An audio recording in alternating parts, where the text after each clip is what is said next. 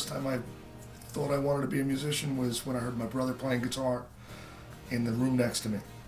And he came home and my grandparents got him a guitar and he was riffing out. I was about 6 years old. He was doing simple like,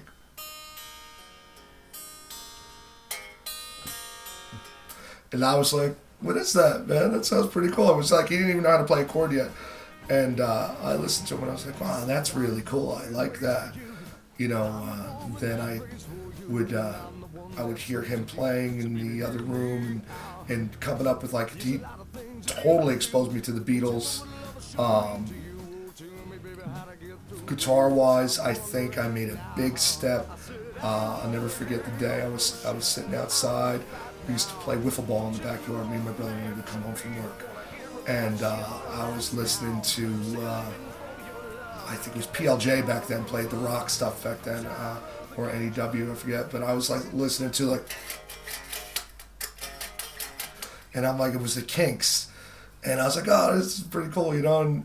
And my brother comes over and he's like, screw that, you gotta hear this. And he puts in this cassette and I hear,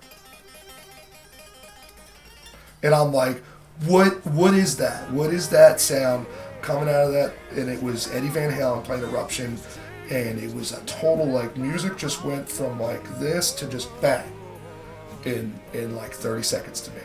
Because I was like, what? I had no idea what he was doing, how he was doing that on guitar, but I knew when I heard that, I was like, oh, no, I want to do that. I don't know how to do it, but I want to do that.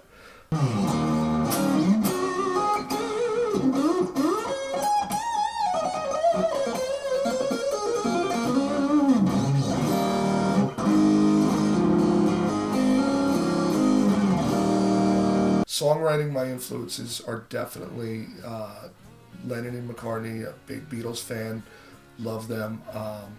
I love the fact that, and there'll never be another band like this.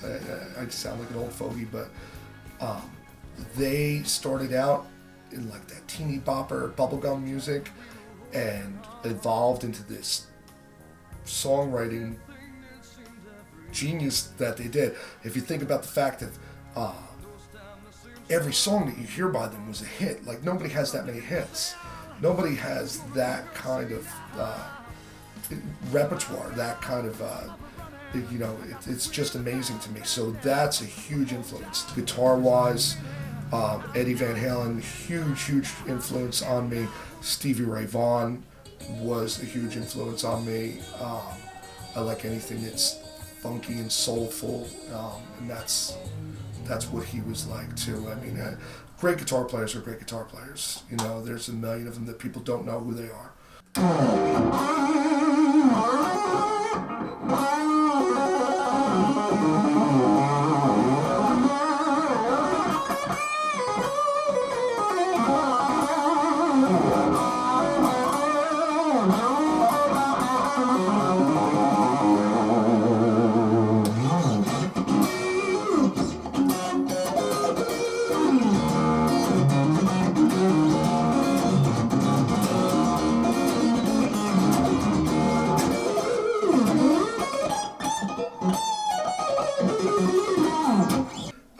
My parents were never supportive of music for me. They're very old-fashioned, you know, understandably. You can't make a career out of music. You can't, you know, you need something else. You can make a career out of anything, I think. It depends on what you want to do. My brother has always supported me. He still supports me. He still says, you started, you got to keep going. You don't quit. And he also described me as being very tenacious. So I've taken that, and that will somewhere end up on my arm or some tattoo on my body someday. Tenacity will be written on me somewhere because I'm very like that, very, very tenacious person. And that's good that he, you know, he supports me. I've had relationships, people have supported me too, but My family, it's a mixed thing. My parents want me to be a lawyer, or a doctor. My brother wants me to be a rock star. I've always supported his music career. I believe in things that if you have a dream to go for, whether you want to become an actor, a baseball player, a writer, a director, a musician, you honestly should just chase that dream or chase that goal.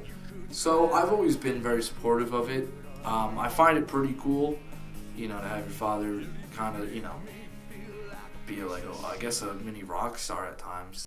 I met John Monica in 1998. My husband and I had just moved out to Morris County. Dave was looking for a place that was open late because he works late at night. And he walked into the Great Nutch Inn, and he came home and he said to me, I just met somebody that's a really phenomenal singer-songwriter. You have to meet him. He's really great. And I'm like, okay. So we showed up at the Great Notch Inn the next time we played, and I met John, and we were really amazed. I mean, Dave and I have both been musicians from way back, and he's just so powerful and strong, and we loved the way he played. At the time, he was playing only acoustic guitar. So he asked me, he knew I was a singer-songwriter, and he asked me to bring my guitar to one of his gigs. So I did, and we've been playing together on and off, since 1998. My first shows as a solo artist were shaky. They all went really well, though, surprisingly for me. I've always been very fortunate where I've done well enough. But I recorded a couple of them. The first shows I did, I recorded at this local bar, and I was like, well, let me hear so I could basically go over it and see what I needed improvement on or whatever. And it sounded like the tape was warbling because I was so nervous the first few songs that I sang. Everything was like, that I sang. Everything was all vibrato. But that stopped after like the first couple of songs. I don't know, I feel pretty comfortable in front of people, I think, because I've been playing a long time. It's always been a natural thing to me. As far as starting out, it's hard to, sometimes it's hard to get gigs. I lucked out with that. I started from my first show, I just started, there was an open mic, and I went to the open mic and I asked the guy after I was done playing, hey, if you ever need a guy, I'd like to try and do this. And he called me the next day because somebody canceled the following day. And I scattered and got a bunch of equipment and put down words to like 30 songs and just did it. And when I started out, I lucked out where people just kept booking me, which eventually turned into me getting so many gigs that I didn't need to do my day job anymore. So I was kind of torn with that. So the hardship of you could make, technically I made better money playing music than I did at my job that I had. That was a 9-to-5 suit and tie, business looking guy job. So it was, do you take the chance on doing music? Or do you go do this job over here that's paying you like $400 a week where you could make that in one show in 3 hours? John's influenced me in a lot of ways. First of all, you can't be on the stage with John Monica without having to compete in some way. He's so powerful. So when I get up there, it's either keep up with him or move over. So I would bring in my original songs. And he also knew a ton of cover songs that I knew, and we would just play. And he's influenced a lot of the original music because he's done a lot of some arrangements for me. We've recorded about 4 songs together, and in those recordings, he arranged some of the music, and he always pushes me, that much further. And I'm pretty aggressive as a singer and songwriter. We did 2 acoustic songs at Portrait Studios at the time they were in Lincoln Park. I think they're in Pompton Plains now. We recorded She Fades Away and a song called Done. We played them live. And so we basically just went in the studio and recorded them live, just the way we would do it in any club.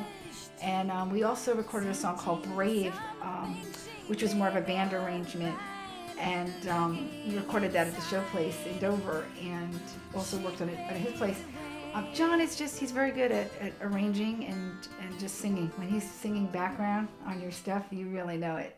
Favorite moments, when I opened up for Edwin McCain at the Stone Pony. That was the first time I did an all original show for a national act. I was the only person that wasn't signed to open for him on that tour. There was 300 people there that were just there for me. They all paid to get in. They all knew all the words to my songs.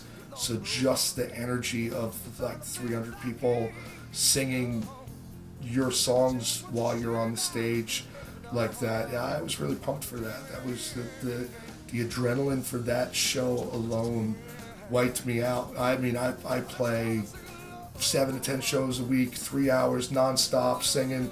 That was like a 45-minute set, and I was exhausted after that one set, as opposed to playing a whole week just because it was so much energy. So that has to be the single one that was, it's your first big show. So that was probably the first and my biggest moment, I would say, at that point. Other greatest things, there's been a lot of shows for other people. Joan Jett,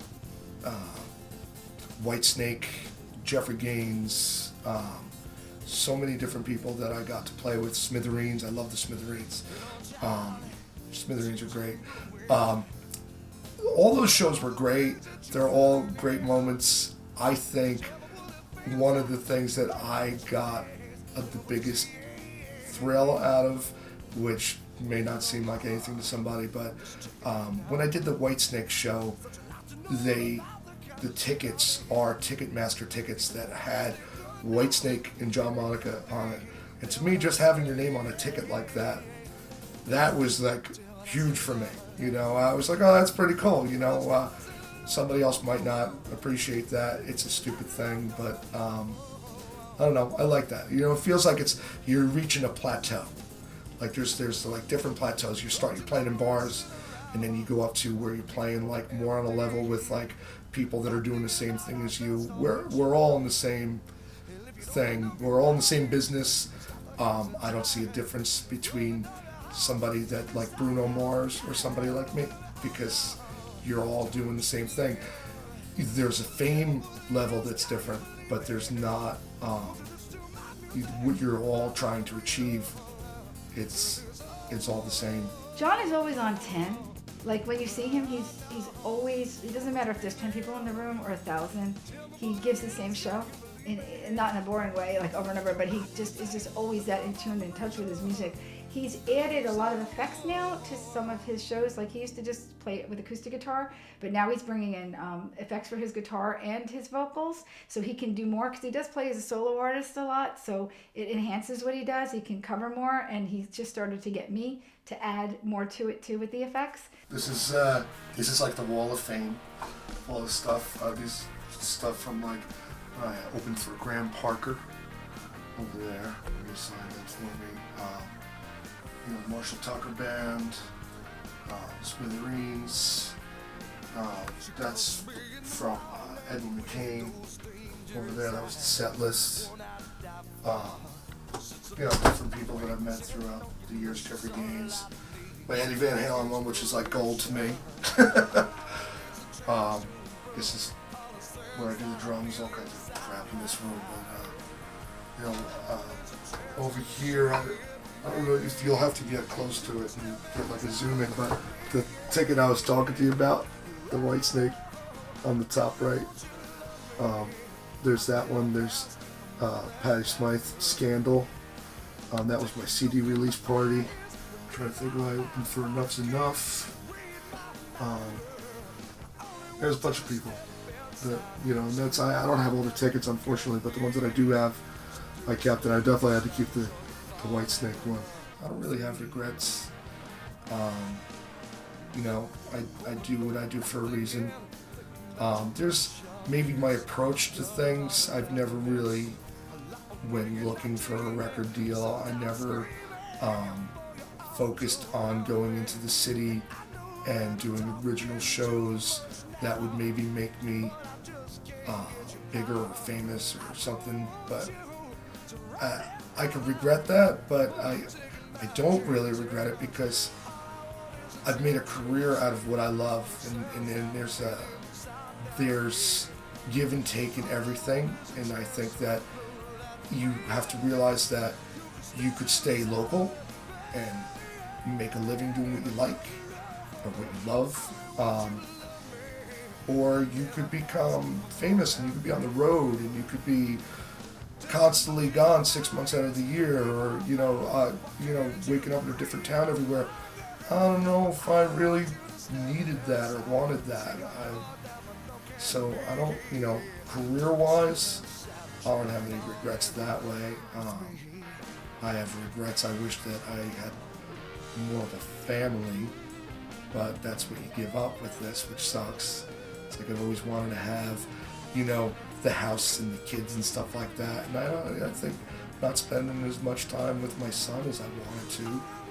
I missed a lot of stuff that, I could have been there for. That's a bigger regret than anything I've done musically.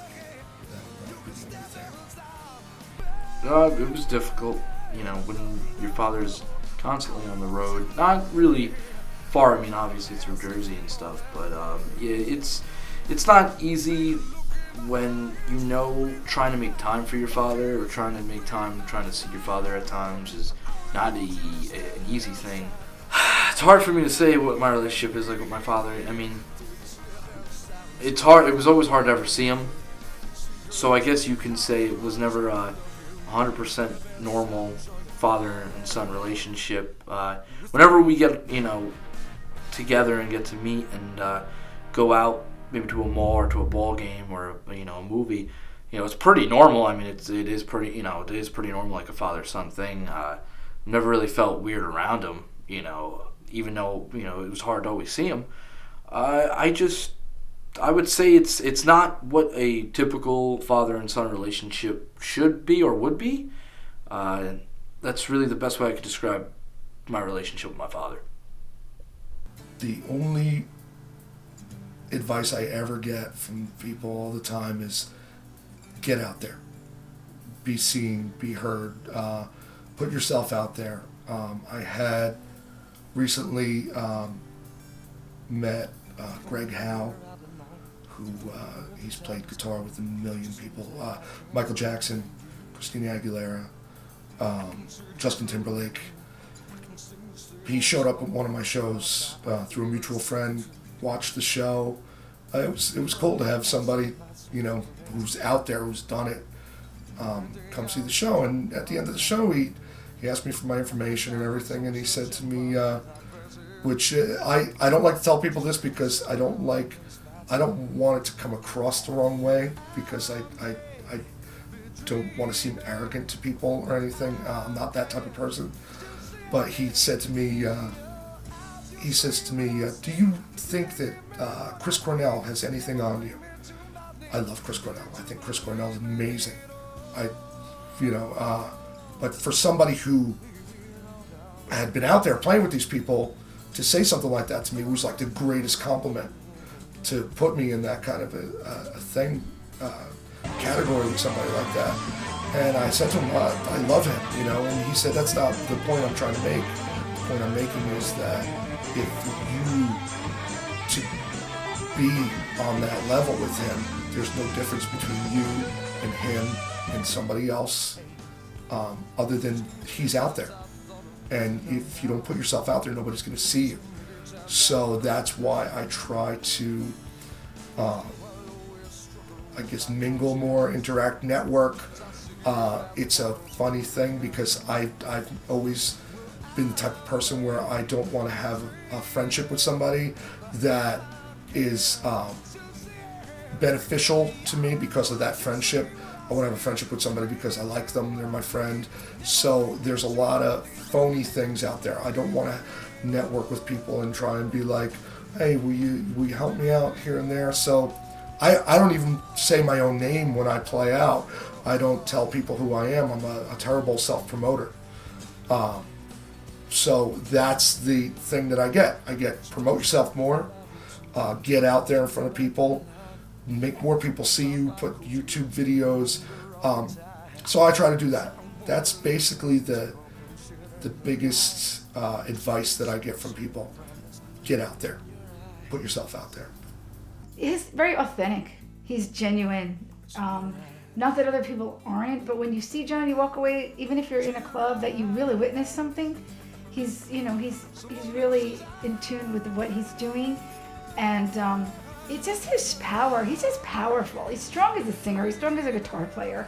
At first I thought he was just an acoustic guitar player, but then I started to hear him, go off and do all kinds of songs where he could turn, just the one-man show into so much more, and not just with the effects, but just by just playing the way he does. I mean, he amazes all ages. He can do the Eddie Van Halen eruption type stuff, and he can do, the interesting part about him is I had heard songs that John covered, and then later on heard the original artist, and I had never heard the original artist, and I was like, wow, that guy is so wimpy compared to John.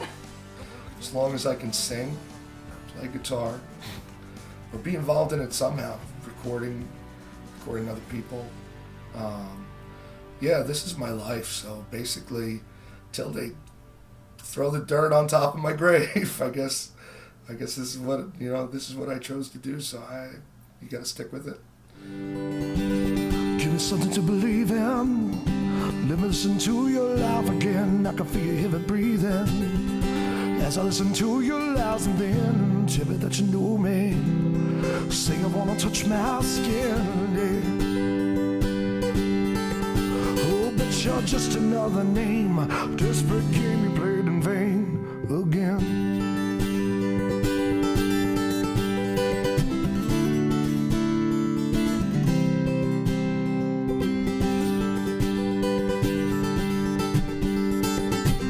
Try to bend or try to break me. You could try to turn it all around. Said you only tried to save me.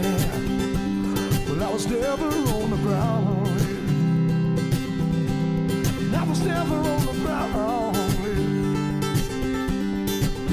Well, I can never be torn down. My feet all planted on the ground. I fell. Well, I will never be torn down. Listen for the silence now again. Does your mirror ever cast a true reflection of the jogging battered bowels of your soul? Do you truly see yourself as someone better?